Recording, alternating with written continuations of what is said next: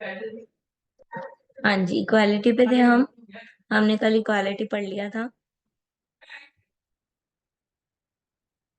Now move to the justice. Justice क्या होता है? Now move to the justice. What do you mean by justice? न्याय। हाँ जी।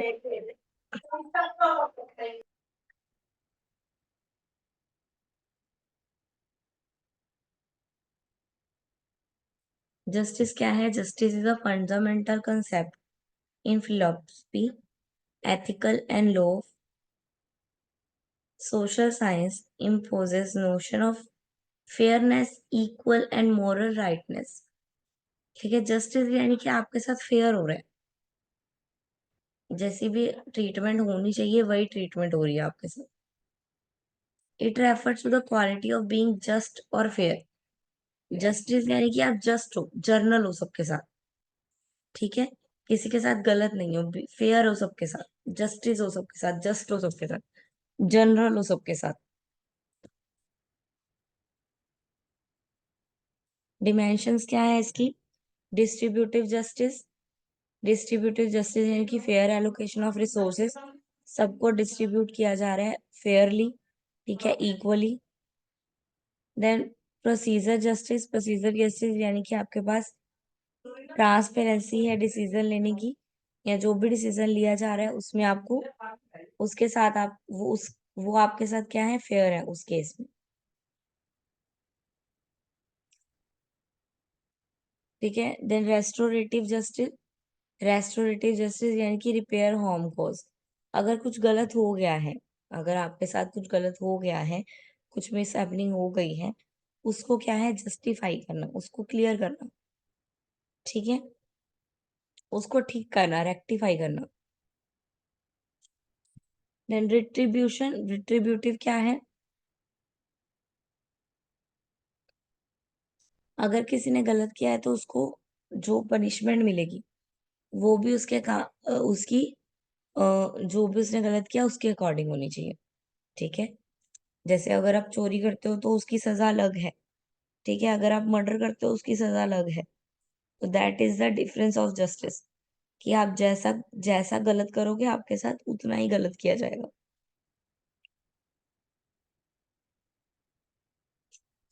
Then explain procedural justice. Procedural justice को कैसे explain करोगे? प्रोसीड्यूरल जस्टिस क्या है? प्रोसीजर। प्रोसीजर यानी कि प्रोसेस, जो भी डिसीजन लेने की प्रक्रिया है वो क्या हो, फेयर हो, उसमें बायसनेस ना हो। ठीक है, किसी के दबाव में आके डिसीजन ना हो, किसी से इन्फ्लुएंस होके डिसीजन ना हो। जो डिसीजन हो वो फेयर हो, जस्टिस हो, रियल हो, एप्लीकेबल हो। ठीक है, ट्रुथ वर्दी हो।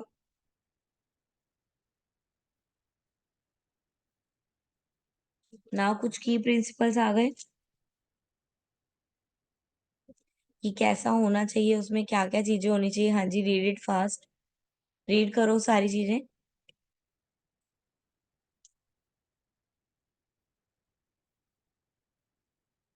रीड करो सारी चीजें।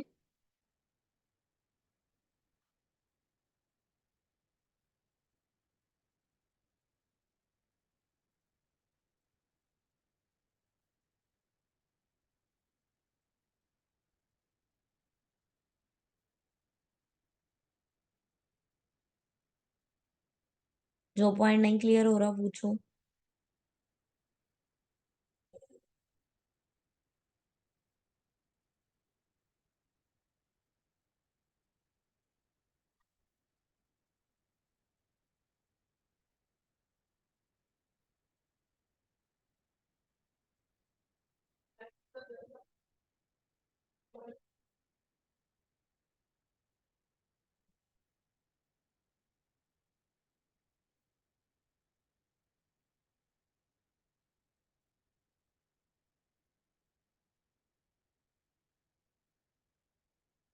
इम्पार्शियलिटी। ठीक है, डिसीजन मेकर जो हो वो बायस ना हो, किसी के लिए पार्शियल ना हो। ट्रांसपेरेंसी रहे, जो भी काम हो रहा है वो ट्रांसपेरेंट हो। ठीक है, यानी कि सबके सामने क्लियर हो, सबके लिए अंडरस्टेबल हो, कुछ भी छुपा हुआ ना हो। कंसिस्टेंसी हो उस काम में, एक्यूरेसी हो,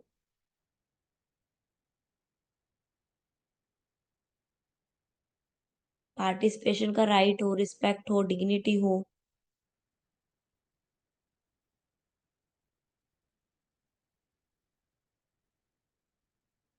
देन रोल्स थ्योरी आ गई जस्टिस को लेके। रोल्स थ्योरी क्या कहती है जस्टिस को लेके? रोल्स कौन थे? John Rawls was a prominent political philosopher who work significantly influenced contemporary debates on justice। ठीक है, एक फिलोसफर थे जो किस पे बात करते थे? जस्टिस पे बात करते थे। उन्होंने एक फेमस वर्क किया है जिसका नेम है अ थ्योरी ऑफ जस्टिस। ठीक है, फ्रेमवर्क बनाया है एक,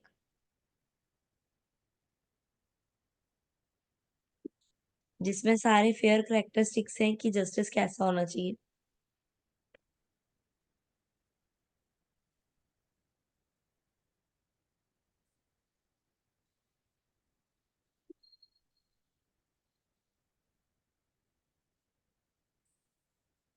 now original position and means of ignorance. Rawls posit that principles of justice should be determined from an original position, a hypothetical scenario where individuals are placed behind a veins of ignorance. Behind these veins, individuals are unaware of their own characters। ठीक है, जब किसी एक person को ignore किया जाएगा तो हम जस्टिस के रूल को अप्लाई नहीं कर सकते। वो कह रहे हैं जस्टिस के रूल को अप्लाई करने के लिए सबको कहाँ आना पड़ेगा? ओरिजिनल पोजीशन पे आना पड़ेगा। सबको अपने करैक्टर से, अपने टैलेंट से, अपनी लाइफ से अवेयर होना पड़ेगा, तभी आप रियल पोजीशन पे आ सकते हो।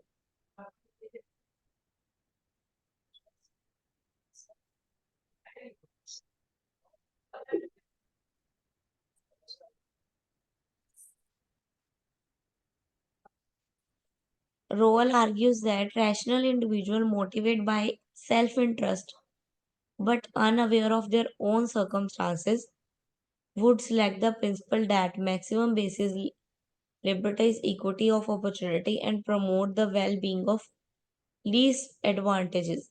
ठीक है, वो क्या कह रहे हैं सेकंड में? वो क्या कह रहे हैं, सेकंड पोजीशन क्या है कि इंडिविजुअल अवेयर, तो इंडिविजुअल जो है वो रैशनल तो है, उसके पास इंफॉर्मेशन तो है, लेकिन वो अवेयर नहीं। आम जनता, जितनी भी जनता है, उनको पता है उनके पास राइट टू एजुकेशन है, लेकिन वो अवेयर नहीं है कि ये राइट लेना कैसे है।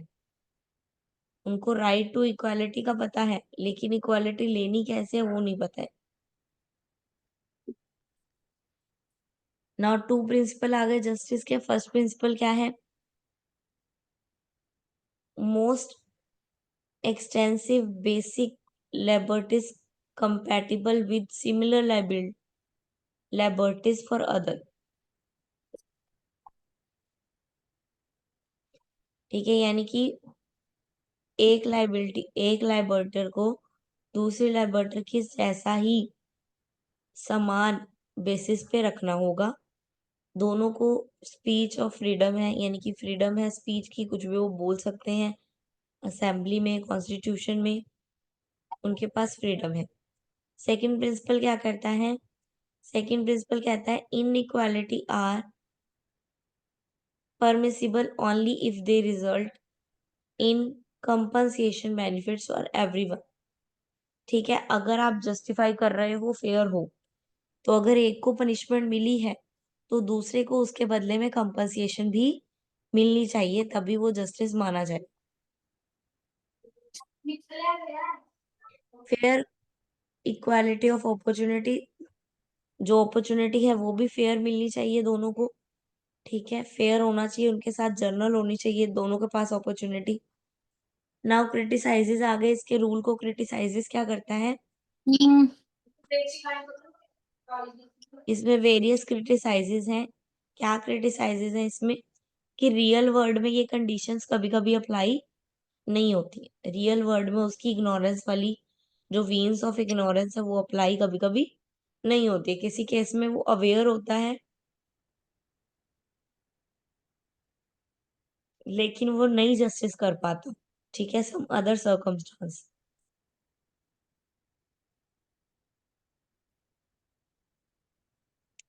ना ग्लोबल जस्टिस क्या हो गया? बियॉन्ड द नेशन, जब हम बाउंड्री से बाहर निकल के जस्टिस करते हैं, ठीक है, फेयर ट्रीटमेंट करते हैं इंडियन से भी आउटसाइडर से भी, उसको बोलेंगे ग्लोबल जस्टिस। इसके प्रिंसिपल्स क्या है? फेयरनेस रहना, इक्वालिटी रहना, सस्टेनेबिलिटी रहना, ठीक है, एक समान प्रैक्टिसेस करना, मैनेजमेंट को समान लेके चलना। इश्यूज क्या आते हैं अब ग्लोबल जस्टिस में? ग्लोबल जस्टिस में इशू आते हैं पॉवर्टी के। कुछ कंट्री बिलो द पॉवर्टी है, कुछ पॉवर्टी के बिलो नहीं है, तो पॉवर्टी में जस्टिस का रोल आ जाता है। ह्यूमन राइट्स, कहीं पे ह्यूमंस को बहुत सारे राइट्स मिले हुए हैं, कहीं पे नहीं मिले। Environmental Yes. सिचुएशंस, हाँ जी,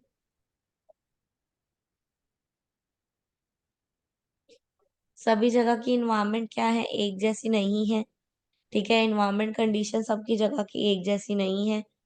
गवर्नेंस, हर जगह की गवर्नेंस एक जैसी नहीं है। हर गवर्नेंस अलग अलग सोच रखती है, अलग अलग डिसीजन लेती है। देन ग्लोबल जस्टिस को क्या क्या चैलेंज फेस करने पड़ते हैं? इम्बैलेंस, वही मैंने बोला कि हेल्थ के केस में, पॉवर्टी के केस में, वेल्थ के केस में इम्बैलेंस है। ठीक है, कुछ डेवलप कंट्रीज हैं, कुछ डेवलपिंग कंट्रीज हैं। थोड़ी कॉम्प्लेक्स हो जाता है क्योंकि बहुत सारा डाटा लेना पड़ेगा आपको। पूरा वर्ड आप रिकॉग्नाइज कर रहे हो तो थोड़ा कॉम्प्लेक्स है ये। एथिकल डिमेंशंस आ जाते हैं। ठीक है, लाइक यहाँ पे गौ माता को हम भगवान मानते हैं ना, गऊ को माता मानते हैं, लेकिन बाहर की कंट्री में बीफ चलता है, मीट खाते हैं वो गाँव का, काऊ का। ठीक है, तो वो एथिकल प्रॉब्लम्स इशू क्रिएट हो जाते हैं। नेक्स्ट चैप्टर 11 आ गया, सोशल जस्टिस। ठीक है, लाइक सोसाइटी के केस, सोसाइटी के पॉइंट ऑफ व्यू से जस्टिस।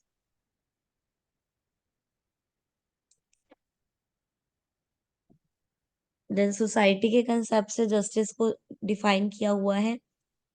फर्स्ट आ गया फेयर डिस्ट्रीब्यूशन ऑफ रिसोर्सेस। क्या है कि सोसाइटी में सबके पास अधिकार है कि वो इन्वायरमेंट के रिसोर्सेज को यूज कर सके, तो सबको इक्वल डिस्ट्रीब्यूशन होनी चाहिए। ट्रीटमेंट एंड राइट, सबके पास इक्वल ट्रीटमेंट होनी चाहिए। ठीक है, लाइक वीआईपी सिस्टम चलता है, that is also not in justice. ठीक है, जस्टिस मीन सबके साथ इक्वल ट्रीटमेंट। ठीक है, रिकॉग्नाइजेशन ऑफ डाइवर्सिटी, सबको डिवर्सिफाई किया जाना चाहिए कि ये ह्यूमन बीइंग इस ह्यूमन बीइंग से क्यों अलग है। ठीक है, क्यों इसको इससे अलग होने की जरूरत है या इसको प्रमोट करने की जरूरत है। Advocacy for social change, social change के लिए लोगों को एडुकेट करना, पॉलिसीज बताना, लॉज बताना। ठीक है, उनको जस्टिस तो चाहिए लेकिन उनको पता ही नहीं कि जस्टिस उनको मिलेगा कैसे, तो उनको क्लैरिटीज देना, इंटरेक्शन करना उनके साथ।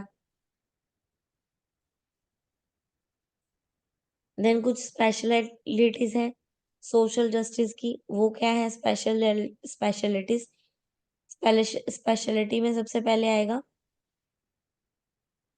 Economic justice.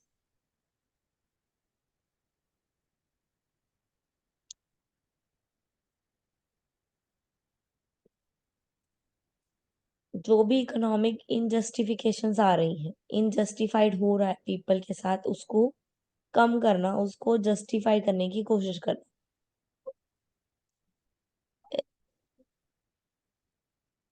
रैशियल जस्टिस यानी कि सिस्टम, जो भी सिस्टम में खराबी है, जो भी प्रोसीजर में खराबी है, जो भी स्ट्रक्चर में खराबी है, उसको ठीक करना।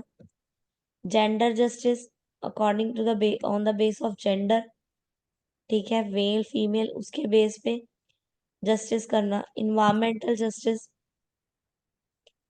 इन्वायरमेंट के बेस पे, इन्वायरमेंट के रिसोर्सेज के बेस पे, अपॉर्चुनिटीज के बेस पे। क्रिमिनल जस्टिस रिफॉर्म, ठीक है, जो क्रिमिनल है उनके क्राइम के अकॉर्डिंग, जिसने जैसा क्राइम है उसको वैसे उसके फेयर ट्रीटमेंट देना उसके अकॉर्डिंग। देन इमिग्रांट,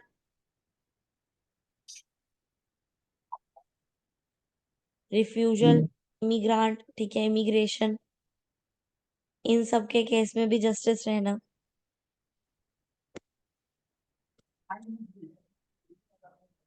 देन डिसेबिलिटी, कोई डिसेबल है पर्सन तो उसको उसके डिसेबिलिटी को ध्यान में रखते हुए उसके साथ फेयर करना। ग्लोबल जस्टिस हमने पढ़ लिया, जहाँ पे हम पूरी ग्लोबली डिसीजन को जस्टिफाई करते हैं, क्लियर करते हैं। देन आ गया डॉक्टर भीमराव अंबेडकर और social justice. Doctor Bhimrao Ambedkar जो है, जिन्होंने हमारा कॉन्स्टिट्यूशन बनाया था, जिसने सारे सिद्धांत बनाए हैं, इनका मेन फोकस किस पे था? जस्टिस पे ही था।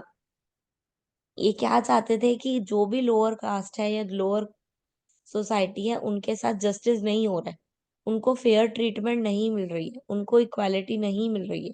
तो इनका सारा फोकस उनको इक्वालिटी दिलाने में था, क्योंकि ये खुद भी लोअर कास्ट से बिलोंग करते थे। ठीक है, इनका जो स्ट्रगल रहा है, सबसे ज्यादा इनके स्ट्रगल का पार्ट किस पे रहा है, फोकस किस पे रहा है? सोशल जस्टिस पे रहा है।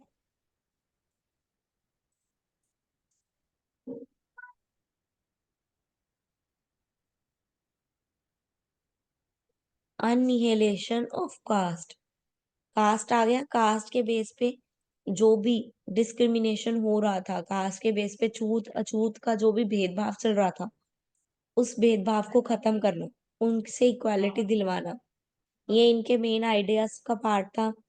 इक्वल राइट और अपॉर्चुनिटी हो, ठीक है, सबके पास राइट, जैसे हम राइट टू एजुकेशन पढ़ते हैं, ये सब राइट्स कैसे आए हैं कॉन्स्टिट्यूशन में? ये डॉक्टर भीमराव अंबेडकर ने दिए हैं। ठीक है, ये सारा कॉन्स्टिट्यूशन उन्होंने लिखा है, उन्होंने बनाया है कि ये इंडिया के लोगों में ये होना चाहिए, ये जरूरी है ग्रोथ के लिए। देन एजुकेशन एज एम्पावरमेंट, ठीक है, एजुकेशन का राइट सबको होना चाहिए, चाहे वो फीमेल है चाहे वो मेल है। ठीक है, इंडिविजुअल जो भी चेंजेस अपॉर्चुनिटी को फेस कर रहा है उसको प्रॉपर राइट मिले एजुकेशन का। देन पॉलिटिकल रिप्रेजेंटेशन, इन्होंने कॉन्स्टिट्यूशन बनाया और सारे जो भी राइट्स थे उनको पॉलिटिकली और लीगली क्या किया? अवेलेबल करवाया, कि लीगली सबके लिए क्या होना चाहिए? ये सही होने चाहिए, लीगली अप्रूवल होने चाहिए, ताकि सब लोग उसको फॉलो करें।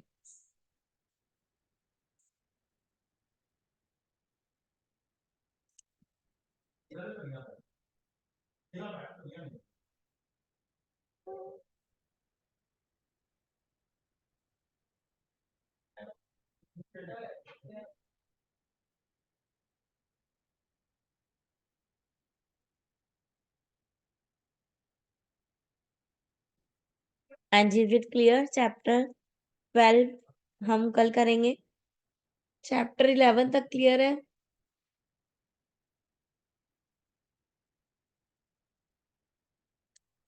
किसी को कुछ प्रॉब्लम, किसी को कोई डाउट होता है तो आप मुझे पर्सनली मैसेज ड्रॉप कर सकते हो, मैं आपकी हेल्प कर सकती हूँ।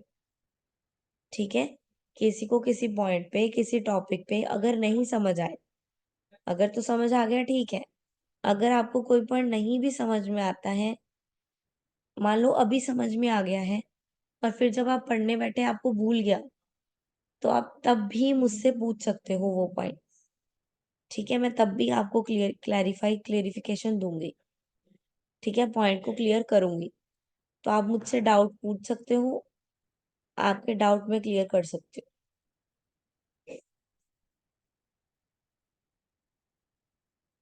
ठीक है, आज का टॉपिक क्लियर है, जस्टिस क्लियर है,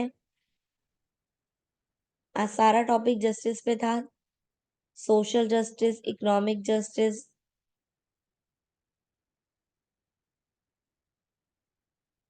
Is it clear?